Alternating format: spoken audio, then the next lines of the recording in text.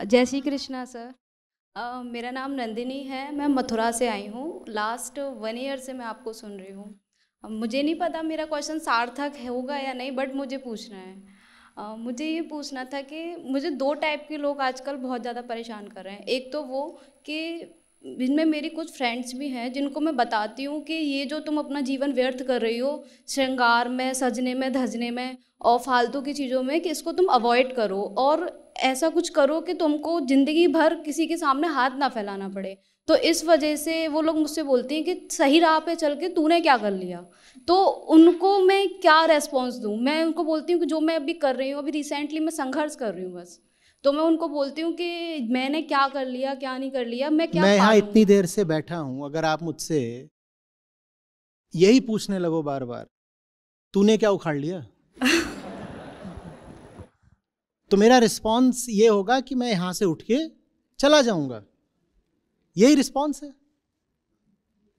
देखो, आपके पास एक छोटी सी जिंदगी है। बहुत सोच समझ के किसी को फ्रेंड बोलना चाहिए, बहुत सोच समझ के किसी को रिस्पॉन्स देना चाहिए। रिस्पॉन्स देने में भी समय लगता है। मैं यहाँ आपके सामने बैठा हूं, आप मुझसे उल जलूल सवाल करने लगोगे तो मैं रिस्पॉन्स थोड़ी दूंगा। मेरे पास जीवन में करने के लिए बहुत कुछ है, मैं उठ के चला जाऊंगा। आप उन्हें समझाना इसलिए चाहते हो क्योंकि आप किसी न किसी तरीके से उन पर आश्रित हो। नहीं, मतलब मैं इवन, मतलब आज की डेट में अगर मैं वो इसी वजह से मेरी कोई फ्रेंड ही नहीं है, मैं अकेली हूँ बिल्कुल, और मैं खुश हूँ। खुश हो तो काहे के लिए आप पूछ रहे हो कि उन्हें कैसे तो समझाऊं? ताकि जीवन का उनका जीवन व्यर्थ ना हो। इतनी करुणा अभी? और से एक लास्ट क्वेश्चन हो रहा है, जैसे कि मेरे कुछ रिलेटिव्स हैं, सारे ही एक से एक हैं। तो वो मुझसे बोलते हैं कि बहुत सारी चीज़ें हैं हमारे इंडियन फैमिली में कि हर चीज़ को लेके अंधविश्वास, इवन दिन को लेकर भी, सोमवार, मंगल, कलर को लेके भी, हर एक त्योहार को लेके भी बहुत सारी अंधविश्वास चीज़ें हैं। तो मैं कहती हूँ मैं ये सब चीज़ें नहीं करूँगी, मुझे बख्श दो, बस मुझे कैसे भी करके छोड़ दो। तो मुझसे बोलते हैं कि नहीं, तुम पागल हो गई हो, तुम पागल थी और रही बची तुमको आचार्य जी ने कर दिया है। तो उन लोगों को मैं कैसे हैंडल करूं? या फिर मैं उनको बिल्कुल बोलूं ही नहीं, कि अगर मैं व्हाट्सअप स्टेटस भी लगा देती हूँ एक, तो उस उनकी बहस में मेरा 1 घंटा चला जाता है, तो मुझे लगता है वेस्ट ऑफ टाइम हो रहा है। तो मैं क्या करूँ इसी से बचने के लिए? तो वो 1 घंटे जो बहस हुई वो ऐसे हुई कि आप कहीं बैठ गई थी दूर जाके बेंगलोर में, और वो फ्लाइट लेके आए और उन्होंने आपको पकड़ा और आपका 1 घंटा बर्बाद किया। नहीं, मतलब ऐसे बहस में चला ही जाता है फिर लास्ट आप में। सवाल नहीं समझ रही हैं। हाँ। वो 1 घंटे बहस तभी हो पाई ना जब आप उनके सामने बैठकर 1 घंटा देने को तैयार हो। यस। आपका 1 घंटा फालतू है, फालतू है। करुणा का नियम समझो। ऐसे होता है। ये हाथ किसी ऐसे के हाथ में दिया जाता है जो आपको ऊपर खींचे, और ये हाथ किसी ऐसे को जो ऊपर उठने को तैयार हो। 2 शर्तें हैं। पहले तो ये ऊपर उठने को तैयार है कि नहीं, क्योंकि अगर ऐसे को पकड़ रहे जो ऊपर उठने को तैयार नहीं, तो वो बेचारा मर जाएगा जो उठना चाहता था, उसे किसी ने सहारा नहीं दिया।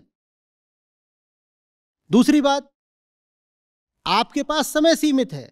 वो इससे धक्का मुक्की में लगाना है या इसका हाथ पकड़ के उठ जाना है। श्रृंखला होती है भाई।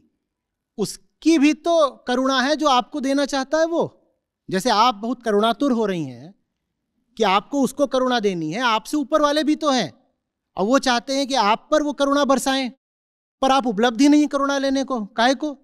आप वहां 1 घंटा बहस में लगी हुई हैं। जब आप 1 घंटे बहस में लगी हैं तो आपसे ऊपर वाले आपसे कब बात करेंगे? उस 1 घंटे में आप अपने ऊपर वालों से भी तो बात कर सकती थी। हाँ, तो ऐसे होता है। ना इसको छोड़ा जाता ना इसको छोड़ा जाता, लेकिन पात्रता का ख्याल दोनों जगह रखा जाता है।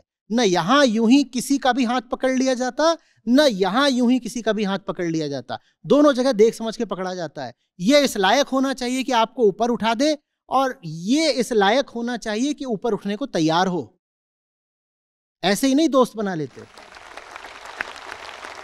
ओके, मतलब अगर कोई रेडी ही नहीं है कुछ जानने के लिए, गीता पढ़ने के लिए या फिर आपको सुनने के लिए, तो उनको प्रेशराइज नहीं करना है। आसपास और न जाने कितने हैं जो रेडी हैं। हाँ, उनको देखना है। बिल्कुल। हम हर महीने लगभग 15 करोड़ लोगों तक पहुंचते हैं डिजिटली, तब जाकर के आप में से इतने लोग यहां मौजूद हो। उनमें से मैं किसी 2 को, 10 को या 20 को पकड़ लूं कि इन्हीं की जिंदगी संवारनी है, तो फिर तो ये महफिल सज चुकी। ये इसीलिए है क्योंकि सब तक पहुंच रहे हैं, जो साथ आने को तैयार हो आ जाए। करुणा सूरज की तरह होती है जो सबको रोशनी देता है। जिसको लेनी है ले लेगा, जिसको छुपनी है वो छुप जाएगा घर के अंदर। समझ में आ रही है बात? Yes, thank you sir. हाँ, एक प्रतिभागी हैं जो एक कविता लेके आए, वो प्रस्तुत करना चाह रहे हैं। अच्छा, वही ऊपर से। हाँ बोलो। प्रणाम आचार्य जी। लगभग 3 साल पहले पहली बार आपके सामने आया था। कुछ एक बार प्रश्न भी पूछ चुका हूँ, लेकिन आज दिल की धड़कन काफ़ी तेज़ है। आप बताते हैं कि आपको उत्कृष्टता काफ़ी ज़रूरी लगती है, पसंद है, तो कुछ लिखने का प्रयास किया है, पता नहीं कितना।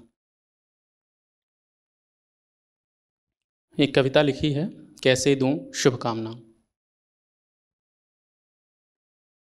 हर लेने को दुख हमारे प्रचार करके आ जाते हैं, अपनी जीवन आहुति देकर अंधकार से लड़ते जाते हैं।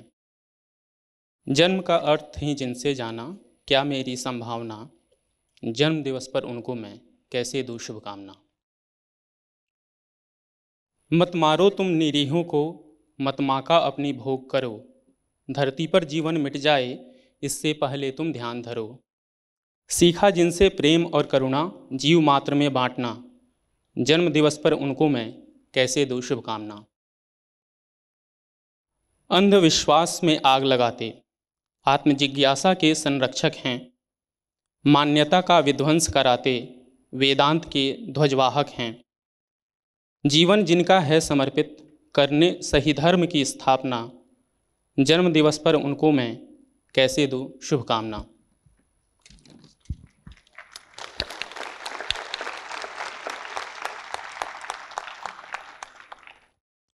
रुद्र सा नाश करे अहम का, बुद्ध सी करुणा बरसाते, राम सा तप त्याग है जिनका, कृष्ण की यलगार बन जाते। जिनकी वाणी बना रही हर नारी को वीरांगना, जन्म दिवस पर उनको मैं कैसे दूं शुभकामना।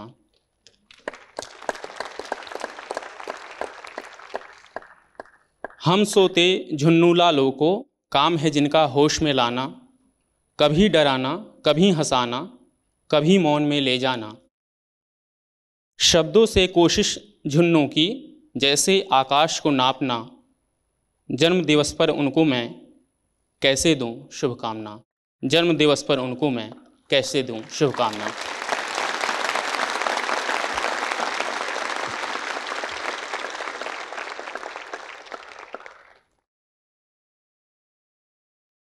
आचार्य जी, ये कुछ लिखने के बाद मुझे आपका कबीर साहब से अगाध प्रेम ध्यान आया, तो फिर उन्हीं के शब्दों में कुछ कहना चाहूँगा। गुरु बिन ज्ञान न उपजय, गुरु बिन मिले न मोश, गुरु बिन लखे न सत्य को, गुरु बिन मिटे न दोष। धन्यवाद शब्द भी काफ़ी छोटा है आपको कहने के लिए, बस यहाँ।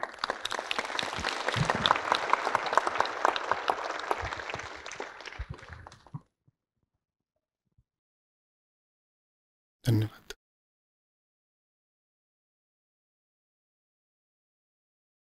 बाकी जितने बंधन हो सकते हैं वो मैं अपनी ओर से हटाता चलता हूँ, पर आप लोग मुक्त नहीं होने दोगे। आपके लिए ही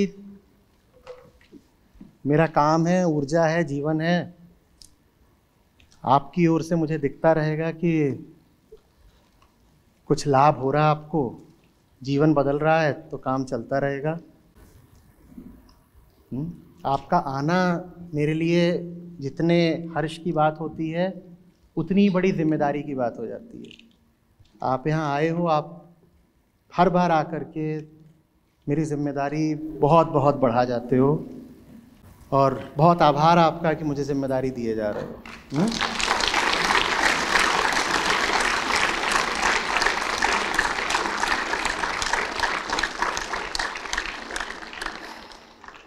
सर, कृपया करके आत्मज्ञान के प्रकाश में गाइए। आत्मज्ञान के प्रकाश में अंधे करम सब त्याग दो, निराश हो निर्मम बनो, ताप रहित बस युद्ध हो, बस युद्ध हो, बस युद्ध।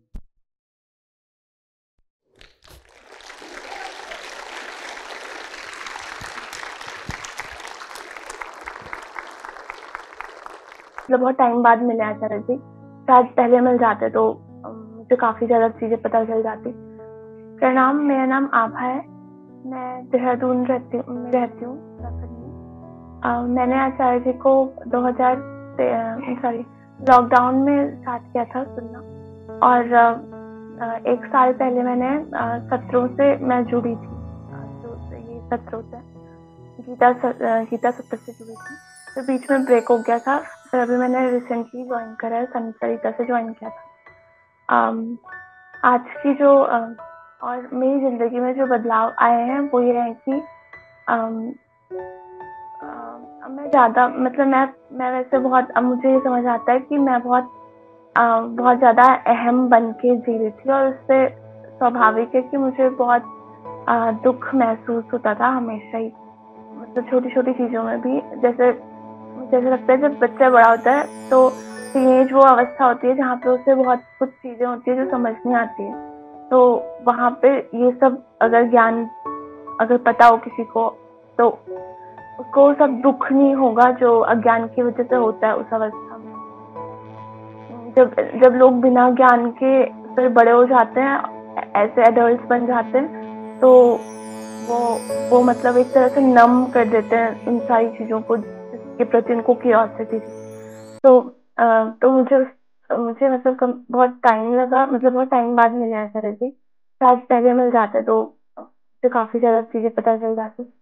तो अभी भी मिले हैं तो अब मुझे काफ़ी चीज़ें समझ आती हैं